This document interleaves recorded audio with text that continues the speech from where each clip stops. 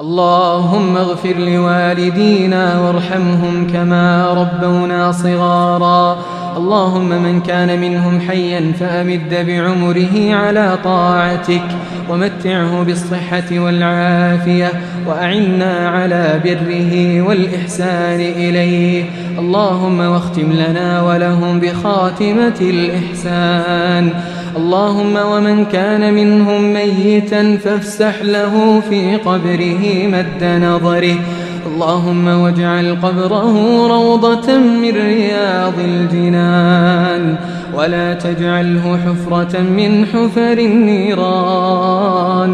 اللهم واجمعنا بهم في جناتك جنات النعيم مع النبيين والصديقين والشهداء والصالحين وحسن أولئك رفيقا.